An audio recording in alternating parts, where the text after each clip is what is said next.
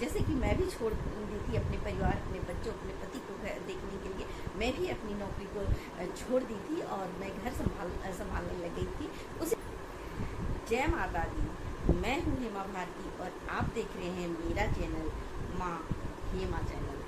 तो फ्रेंड्स, आज का विषय है कि द्रौपदी मुर्मू कौन है। तो आप जानते हैं या नहीं जानते हैं मुझे नहीं पता, लेकिन मैं आपको बता दूं कि द्रौपदी मुर्मू हमारे राष्ट्र की 15वीं राष्ट्रपति पद जीत चुकी हैं।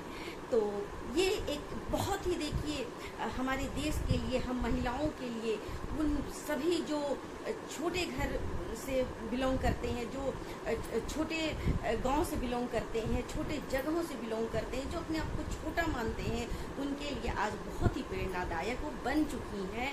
आज वो साबित कर दी हैं कि अगर इंसान सच्चाई और अच्छाई के रास्ते में चले तो क्या कुछ हासिल नहीं कर सकता है। उड़ीसा के मयूरभंज जिले के एक छोटे से गांव ऊपरी बेड़ा में जन्मी एक आदिवासी परिवार की महिला, जो बहुत ही पिछड़ी जनजाति से थी, आदिवासी जाति से थी, और एक महिला होते हुए भी उन्होंने बहुत संघर्ष करते हुए आज राष्ट्रपति पद जीत चुकी हैं। तो ये एक समय में, देखिए, ये बहुत गरीब से गरीब परिवार में जन्मी थी और बहुत ही सबसे आखिरी पिछड़ी जाति से ये बिलोंग करती हैं। एक समय ऐसा था कि जब इनकी स्थिति बहुत ही खराब थी, मतलब।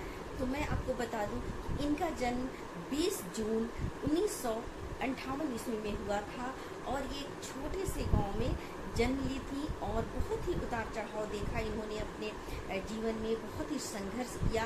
ये अपनी प्राइमरी की पढ़ाई तो अपने गांव से ही की और इनके गांव में उच्च शिक्षा के लिए कोई सुविधा नहीं थी। तो जब इनके गांव में एक ऑफिसर्स आए तो द्रौपदी मुर्मू ने ये कहने में बिल्कुल नहीं झिझका। उन्होंने ये प्रस्ताव उनके सामने रख दिया, ये क्वेश्चन कर दिया कि हम उच्च शिक्षा सर कहाँ से लें। और फिर उनके इस साहसपूर्ण सवाल से बहुत वो प्रभावित हुए ऑफिसर, और उन्होंने उन्हें भुवनेश्वर तक उच्च शिक्षा के लिए उन्हें लेकर गए और इस तरह से वो उच्च शिक्षा पाने के लिए भुवनेश्वर तक पहुंची और वहां से इनका जीवन शुरू हुआ, कैरियर शुरू हुआ। और रमा देवी महिला कॉलेज से भुवनेश्वर से इन्होंने अपनी शिक्षा पूरी की और उसके बाद उन्होंने अपनी शिक्षा पूरी करने के बाद उन्होंने बिजली विभाग में क्लर्क की नौकरी से अपना कैरियर स्टार्ट किया। और उनकी शादी पहाड़गंज में हुआ था। 2 लड़के और 1 लड़की हुई और वो जब बच्चे छोटे थे तो वो अपनी नौकरी को छोड़ देती हैं क्योंकि उन्हें बहुत प्रॉब्लम हो रहा था बच्चे और नौकरी संभालना। तो जिस तरह से हर महिला अपने बच्चों को, अपने परिवार को, अपने घर को देखने के लिए अपना कैरियर को छोड़ देती है, जैसे कि मैं भी छोड़ दी थी अपने परिवार, अपने बच्चों, अपने पति को देखने के लिए, मैं भी अपनी नौकरी को छोड़ दी थी और मैं घर संभालने लग गई थी।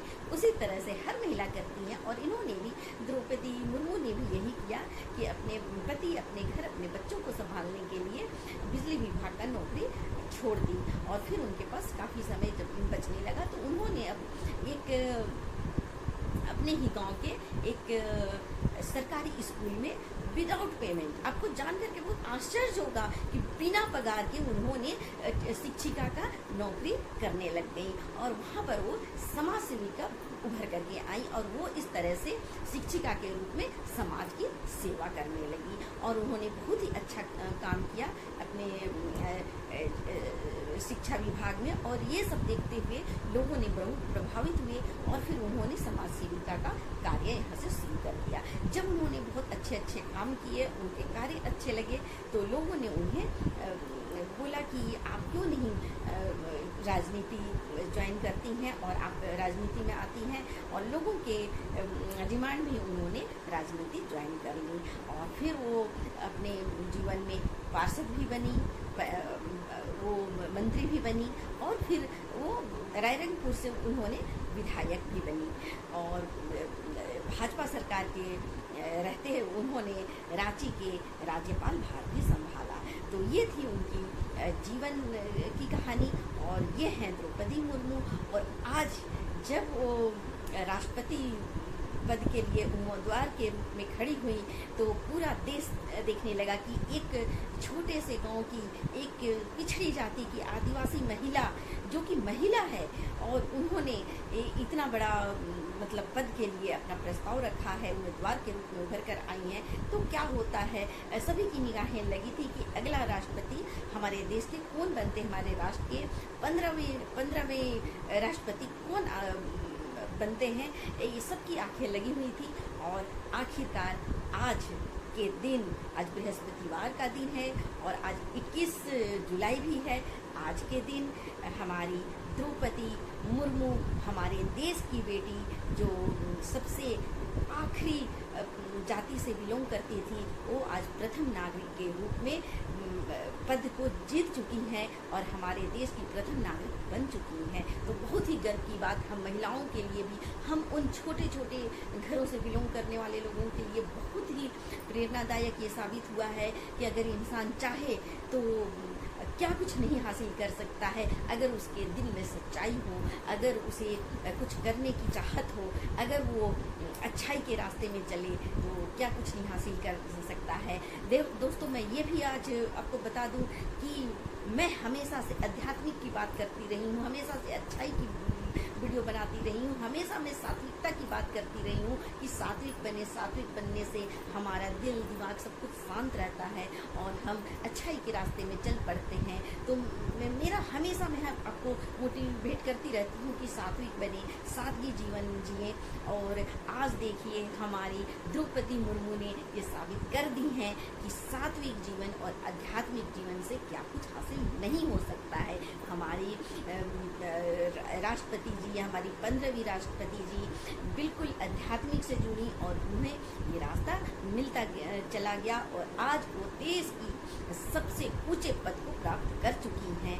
तो ये है साक्षात सबूत कि अगर हम आध्यात्मिक से जुड़ते हैं, सात्विकता जीवन जीते हैं, सादगी से जीते हैं, तो हम उस रास्ते में चल पड़ते हैं जहाँ से मंजिल काफ़ी करीब होता है और ये धरती स्वर्ग बन जाता है। तो आज हमारी राष्ट्रपति जी, नई राष्ट्रपति जी, जो एक छोटे से गांव से, एक छोटे से घर से आई और आज देश के सबसे बड़े घर तक पहुंच गई हैं। तो क्या कहने हैं, देखिए सादगी और सच्चाई और अच्छाई से क्या कुछ हासिल नहीं हो सकता है। बहुत कुछ सीखने की बात, बहुत कुछ जानने की बात। तो ये थी हमारी द्रौपदी मुर्मू, जो हमारे देश की 15वीं राष्ट्रपति बन चुकी हैं।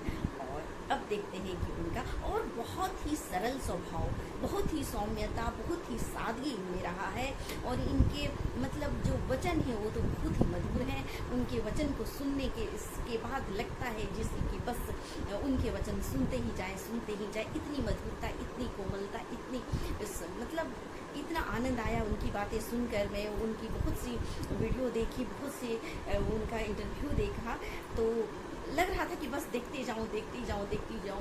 और मैं तो आज टीवी के पास से हटी ही नहीं, क्योंकि इतना बड़ा चीज़ हमारे देश की एक तो महिला, ऊपर से आदिवासी महिला, हमारे देश की प्रथम आदिवासी महिला राष्ट्रपति बनी है।